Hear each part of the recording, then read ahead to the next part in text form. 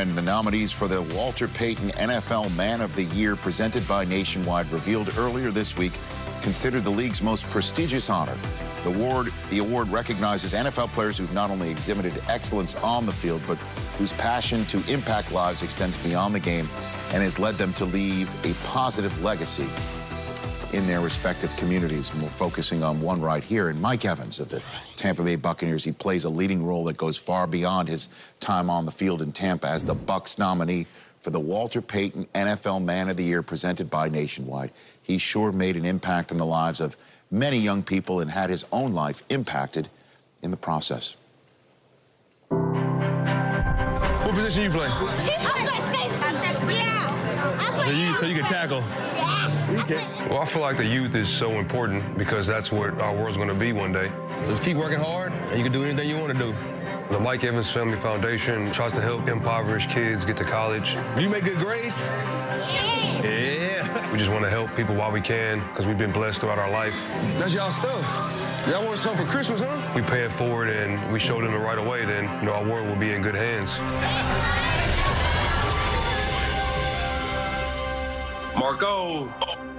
Hey! What's up, buddy? How you doing? Hey, I'm doing good. I met a young man by the name of Marco Salas. Good to see you, man. Me too, I'm happy. I believe he was 23 years old, and he was battling cancer. You know, I went to the hospital because I was feeling stomach pain. Found out a couple of days ago I had 4 months of life.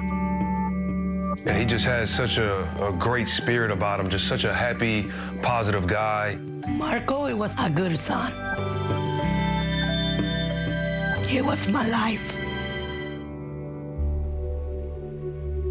When Marco passed, I wanted to help the family in some way, because going through a tragedy like that is very tough. So, I just wanted to, pay for the funeral and just try to take away some of the stress. Nobody do nothing like that. Might have a big heart. You being my favorite player? Oh, man. that means a lot, man. That was his dream. Meet Mike. It's just very touching, somebody that dying wish is to meet me. And I'm just a football player, so he gave me extra motivation. Winning the Walter Payton Man of the Year award, it'll probably be over every award I got, Pro Bowl or All-American in college. This would be better. I just want to be remembered as a great person with a big heart, a great father, a great husband, and a damn good football player. Just check all those off, and that'll be the biggest accomplishment. Very humble, Mike. You're more than just a football player. That's what this award is all about. The winner of the Walter Payton NFL Man of the Year, presented by Nationwide, will be officially announced at NFL Honors on Super Bowl Saturday night. Lots of regular season action to go before the playoffs leads to that big Super Bowl weekend in Tampa. You've got the Saints with an opportunity to clinch the NFC South later on today. Green Bay has playoff clinching scenarios. Rams are going to be in first place in the NFC West no matter what happens in Seattle, even though the winless Jets are going to visit right there. And then look at that, 6 hosting 7 in Raymond James Stadium. Sarah Walsh, take it away. Kirk Cousins' rapidly improving numbers coincide with this Vikings team trending in the postseason direction. Cousins has tossed 3 touchdown passes in each of his last 3 games. That is a career best for him. And Bruce Arians said he loves the Vikings quarterback. He called him a gym rat that just can't be shaken.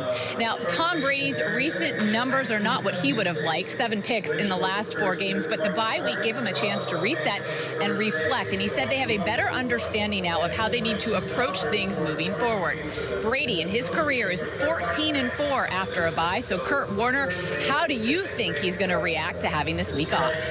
Well, Sarah, I think he's going to react just fine. And you mentioned it, the reset part of it. That is so key because Tom Brady is one of those guys that's always scouring everything, lifting up every rock, going, okay, how can I get better? But the problem is during the regular season, it's hard to self-scout and really go work on the basics. But that's what the bye week is all about. Take a step back. You're not game planning for anybody. You can focus on what you need to do better, what your team needs to do better. So I expect Tom Brady to come out playing extremely well and hopefully taking a turn to get this team where they need to be as they make this final playoff push.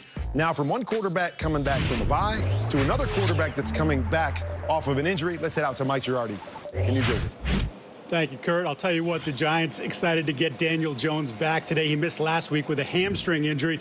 And Jones has earned the respect of his teammates for his toughness. And he tells us that's paramount for a quarterback, to not only be able to handle the physical pain, but the mental stress that comes with this job.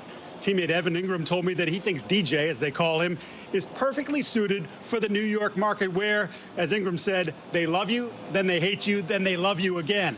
Logan Ryan is impressed by what Jones does. He said because he's always working, whether he's balling or not. He's in the weight room, putting in the time. And I'll tell you what, Jones was balling before the injury.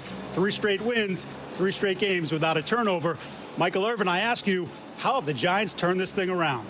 Hey, it's plain and simple, because Joe, the judge, has this defense laying down the law. Over the last 4 weeks, which are all victories, last 4 games, all victories, they've given up 8 fewer points.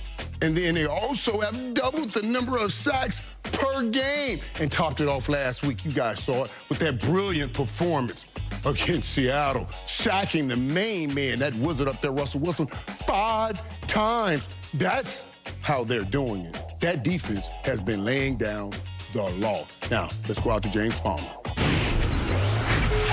Well, thanks, sir. Chiefs tight end Travis Kelce now has 5 straight seasons of over 1,000 yards receiving. No tight end in NFL history has ever done that. And he's just 5 yards away from leading the entire NFL in receiving this season. That's why this talented Chiefs wide receiver group in their own right spends time, I'm told, in their meeting room studying Travis Kelce's route running, taking diligent notes about how he uses leverage or how he has his release. I'm told they even go up to him in practice, ask him how he would run their routes. When those conversations go down, usually they walk away going, I never even really thought about it that way. Eric Rowe, safety for the Dolphins, who knows something about playing with a great tight end in Rob Gronkowski, says that Travis Kelce's skill set is unlike any other tight end in the league. Cynthia, what else you got for us on this Chiefs offense? Well, now it's time for our next-gen stats powered by AWS. One of the things the numbers can do is indicate, is something about to happen or not? And what might happen in the red zone with Patrick Mahomes? Since they're bye, I want to know if this is concerning or not, so I'm going to bring it to my head coach. But first, I want to point out that the pressure percentage has increased quite a bit. The target separation decreased, and look at this completion percentage. This is in the red zone. This is where you score points. Coach, look at what happens with the average margin of victory. Is this something that we need to be concerned about? No, I got something for your model, okay? Let's hear it. All right, as a coach, you want all of your drives to end in some sort of a kick, all right? I say punt the ball, all right, that's better than a turnover, right? How about field goals? And that's what the Chiefs have been doing 6 times now with field goals lately in the red zone. Better yet, extra points. When looking at all of their red zone drives now, they're getting a little fancy down there. They're still the 2nd best scoring team in the league. A lot of their touchdowns, Cynthia, are from where? Outside of the red zone. Tyreek Hill has 7 touchdown passes outside of the red zone. So a little bit more precision down there. Let's kick some extra points, Andy, all right? And you know what?